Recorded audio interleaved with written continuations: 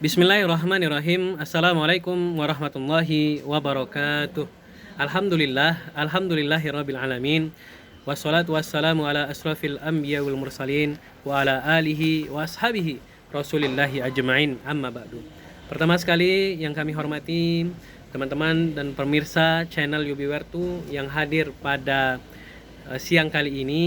Tentunya di Ramadan yang kedua ini kami ingin menyampaikan santapan rohani yang mana diamanahkan untuk menyampaikan tentang tema keutamaan sholat tarawih.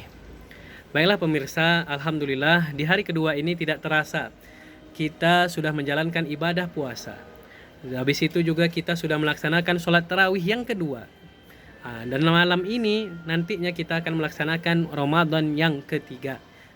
Maka dari itu, apa sih sebenarnya sholat tarawih yang selama ini kita kerjakan, dari mana pengertiannya, terus bagaimana cara Nabi melakukannya, serta fadilah-fadilah dan keutamaan-keutamaan yang dilakukan agar kita senantiasa termotivasi dan semangat untuk melakukan sholat tarawih tersebut. Maka dari itu, kita akan coba mulai kaji dari pengertiannya terlebih dahulu. Sholat tarawih itu berasal dari bahasa Arab, yaitu roha yurawihu, yang berarti beristirahat. Maka dari itu kita dapati bersama sholat tarawih yang dijalankan, maka tidak langsung 11 rakaat, tidak langsung 23 rakaat, akan tetapi 2, 2, 2 dan juga 3, ataupun juga sebaliknya bisa juga 4, 4 dan 3 cara mengerjakannya. Maka dari itu, sebagaimana sholat tarawih ini, beberapa ulama menjelaskan bahwa dia dikenal juga dengan nama Qiyamul Lail ataupun sholat malam. Oleh sebab itu, sebagaimana Rasulullah SAW menjelaskan kepada kita di dalam hadisnya yang berbunyi, A'udzu billahi minasyaitonir rajim, Bismillahirrahmanirrahim, Man qama Ramadanan imanan wahtisaban ghufira lahu ma taqaddama min dzambi. Maka barang siapa yang mendirikan atau memakmurkan atau menyemarakkan di bulan suci Ramadan dengan berharap ampunan kepada Allah, maka dosa-dosanya yang dia kerjakan akan diampuni oleh Allah Subhanahu wa taala. Mengenai dosa ini, maka para ulama berselisih pendapat. Salah satunya yaitu Ibnu Munzir. Ia berpendapat bahwasanya baik dosa kecil dan dosa besar akan dihapus oleh Allah Subhanahu wa taala. Adapun Imam An-Nawawi dan sebagian ulama yang lainnya menjelaskan bahwa hanya dosa-dosa kecil sajalah yang dihapus oleh Allah ketika kita melaksanakan sholat tarawih. Akan tetapi yang ketiga, mengenai dosa ini, maka para ulama yang lain menjelaskan bahwa tidak hanya dosa-dosa kecil, akan tetapi dosa-dosa besar itu diringankan oleh Allah Subhanahu wa taala. Baiklah kaum muslimin dan muslimat dimanapun teman-teman berada, pemirsa sekalian di channel kami ini, maka selanjutnya yang ingin kami sampaikan adalah bagaimana kita mengerjakan sholat tarawih benar nggak sesuai dengan Rasulullah SAW mengajarkan kepada kita. Maka dari itu Ibnu Umar menjelaskan bahwa mendirikan atau melaksanakan Qiyamul Lail ataupun sholat tarawih itu tidak ada batasan rakaatnya. Akan tetapi dalam hadis yang lain disampaikan oleh Siti Aisyah, ketika itu para sahabat bertanya, "Wahai Aisyah, bagaimana Nabi Muhammad mengerjakan Qiyamul Lail, sholat malamnya?"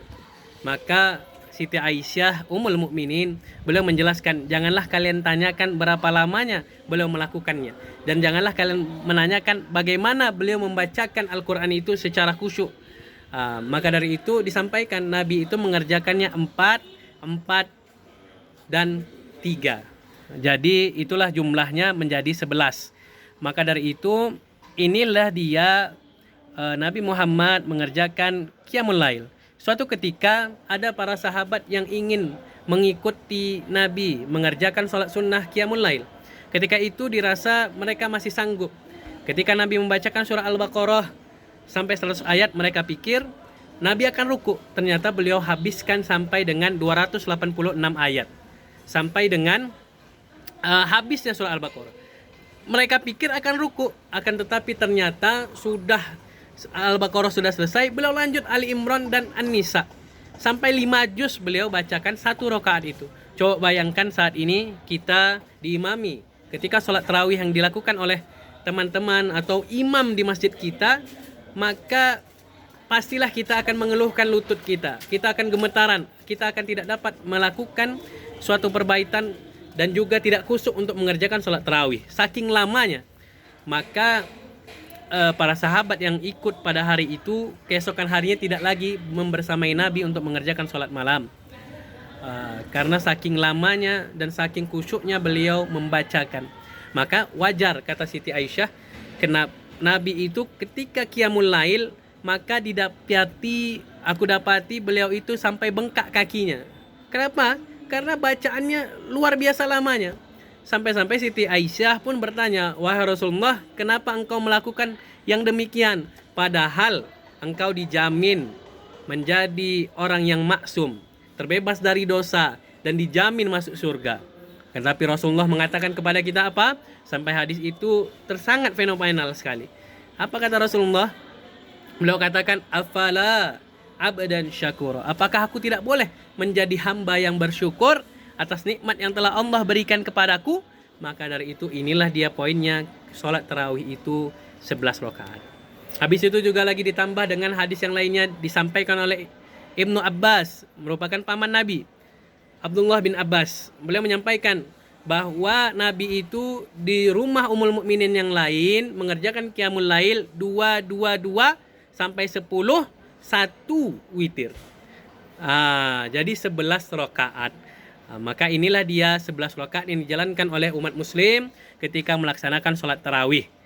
Dan juga ada ijtihad Umar bin Khattab mengenai jumlahnya. Maka dari itu mengetahui bahwasanya Nabi itu mengerjakannya sangat lama, sangat khusyuk, maka ingin sekali rasanya Umar bin Khattab ini biar kita berkhidmat, ada istirahatnya lebih lama. Maka berijtihadlah menjadi 20. Awalnya 10 dikali 2 menjadi 20. Dan awalnya witir itu 1 kali, dijadikan menjadi 3 agar kaum muslimin itu merasa nyaman mendapatkan atau mengerjakan sholat tarawih qiyamul lail. Dan pada zaman Umar bin Khattab juga, ketika itu sholat tarawih dan qiyamul lail ini dikerjakan sendiri-sendiri. Akan tapi dimulai dengan melihat bahwa ketika itu di masjid Nabi itu banyak sekali imam-imam. Maka dimintalah oleh Umar bin Khattab, dipilihlah salah seorang sahabat untuk menjadi imam. Maka dari itu ditunjuklah salah seorang sahabat untuk menjadi imam tersebut. Maka sampai sekarang dan saat ini sholat tarawih kita kerjakan berjamaah. Adapun yang saat ini bukan dimaksud untuk ormas tertentu. Banyak yang berpikiran bahwa 11 rakaat berarti ikut Muhammadiyah. 23 rakaat maka dia mengikuti Nahdlatul Ulama NU. Bukan demikian. Akan tetapi sejatinya pilihannya adalah ikut Nabi mengerjakan 11 rakaat dengan witir, atau ijtihad dari Umar bin Khattab, salah seorang sahabat Nabi. Nah, ini semuanya ada sanadnya. Ini semua ada hadisnya. Ada ulama-ulama kita yang menjelaskan dalam catatan-catatan buku-buku yang ada. Maka dari itu bukan berarti kita lihat banyak fenomena yang aneh saat ini. 23 rakaat kadang dikerjakan 5 menit. Dan 11 rakaat 1 jam. Bukan demikian.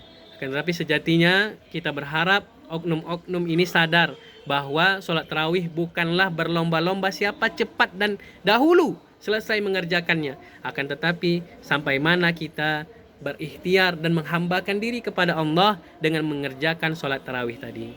Mungkin inilah dia poin bagaimana cara Nabi mengerjakan sholat tarawih agar kita senantiasa khusyuk dan merasa khidmat. Di 30 hari Ramadan nantinya kita penuhi dengan masjid-masjid dan musola kita untuk melaksanakan sholat tarawih.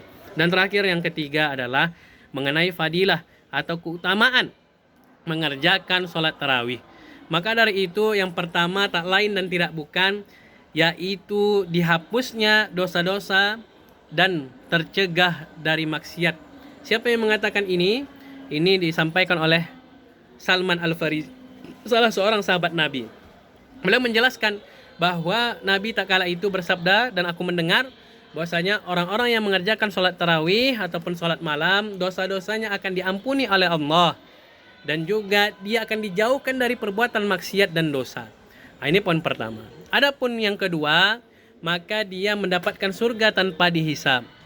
Abdullah bin Salam, salah seorang sahabat Nabi, beliau ketika itu Nabi datang ke Madinah. Suatu datang ke Madinah, maka dia menghampiri dan mendengar Nabi mengatakan bahwasanya, wahai sekalian manusia, apa kata Nabi? Tebarkanlah salam dan sambunglah tali persaudaraan, dan juga lakukanlah sholat malam saat yang lain masih tidur. Kalian akan masuk surga dengan sejahtera. Hadis yang diriwayatkan oleh Imam At-Tirmidzi. Maka dari itu, poin yang kedua ini kita akan mendapatkan penghargaan, yaitu memasuk surga tanpa dihisap, dengan yakin bahwasanya hadis ini ketika kita mengerjakan sholat malam yang lain pada tidur, berleha-leha, main dan sebagainya, kita tidak fokus untuk mengerjakan qiyamul lail, maka kita akan mendapatkan surga, masuk ke dalamnya tanpa dihisap. Adapun yang ketiga, sholat tahajud ini membuat tubuh menjadi sehat. Siapa yang menyampaikan? Abu Umamah, salah seorang sahabat Nabi. Nah, beliau mengatakan bahwasanya orang-orang yang senantiasa mengerjakan sholat malam, Nabi ini yang menyampaikan juga. Dia mendengar Nabi SAW bersabda, senantiasa orang-orang ini mengerjakan sholat malam karena ini adalah kebiasaan orang-orang soleh untuk mendekatkan diri kepada Allah Subhanahu wa Ta'ala. Adapun yang kedua, tentunya dia menghapus dosa-dosa dan juga mengusir penyakit dari tubuh. Diriwayatkan oleh Imam At-Tabrani dalam hadisnya. Maka dari itu, poin-poinnya, dan kita yang merupakan umat Islam yang mengetahui anjuran-anjuran dan fadilah untuk melaksanakan sholat tarawih ini, marilah kita bersama-sama dan bersungguh-sungguh untuk mengoptimalkan di tahun ini. Kita tidak ada lagi sholat tarawih yang bolong. Tidak lagi ada sholat tarawih yang diisi hanya 10 hari pertama saja. Banyaknya. Kita lihat kiri dan kanan kita di masjid dan musola terdekat kita. Kita ingatkan saudara-saudara kita kemana mereka, agar kita senantiasa mendapat fadilah dan pahala yang luar biasa dan kita berjumpa di akhirat kelak. Kaum muslimin dan muslimat yang berbahagia, maka dari itu ada 7 poin atau 5 poin yang akan kami sampaikan. Tadi sudah 3. Yang pertama, dapat menghapus dosa. Yang kedua, maka dia mendapatkan surga tanpa dihisap. Dan ketiga, sholat tahajud itu yang namanya mendapatkan tubuhnya akan sehat. Maka dari yang keempat adalah yang kami ingin sampaikan, yaitu yang keempat, Umar bin Khattab menjelaskan ketika itu Nabi bersabda, engkau akan mendapatkan 9 kebaikan, 5 di dunia, 4 di akhirat. Apa saja itu? Maka orang-orang yang senantiasa mengerjakan sholat malam, qiyamul lail, ataupun sholat tarawih, Allah menjaga dari dirinya dari malapetaka dan mara bahaya. Yang kedua, raut wajahnya tenang, merupakan tanda-tanda orang-orang yang senantiasa beribadah kepada Allah. Adapun yang ketiga, disenangi oleh setiap orang, terutama hamba-hamba yang soleh.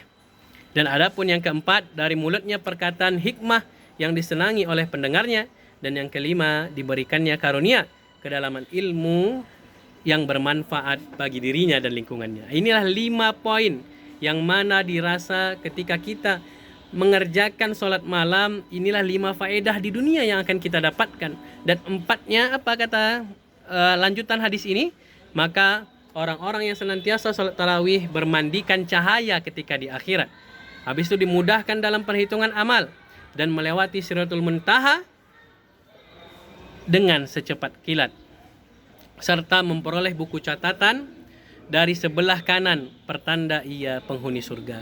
Inilah 4 poin ketika kita mengerjakan hal-hal kebaikan, tentunya sholat tarawih, maka sejatinya 9 kebaikan ini akan kita dapatkan, 5 di dunia, 4 di akhirat. Dan terakhir yang kelima adalah doanya orang-orang yang senantiasa sholat tarawih, maka dia akan dikabulkan dan diijabah oleh Allah Subhanahu wa Ta'ala. Sebagaimana dari Jabir radhiyallahu anhu, ia berkata, aku mendengar Rasulullah SAW bersabda, sesungguhnya pada malam hari itu benar-benar ada saat yang seorang muslim dapat mendapati dirinya untuk memohon kepada Allah suatu kebaikan dunia dan akhirat. Pasti Allah memberikannya atau mengabulkannya, dan itu setiap malam. Diriwayatkan oleh Imam Muslim dan Imam Al-Bukhari.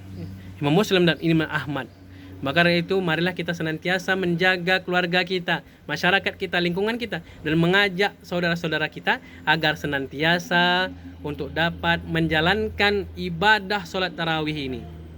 Nah, dengan demikian kita dapat menoreh pahala yang lebih banyak, dan kita berharap semuanya dan kita juga sehat walafiat sampai dengan Ramadan 30 harinya untuk mengerjakan sholat tarawih. Mungkin sekian yang kami dapat sampaikan, lebih dan kurang kami mohon maaf.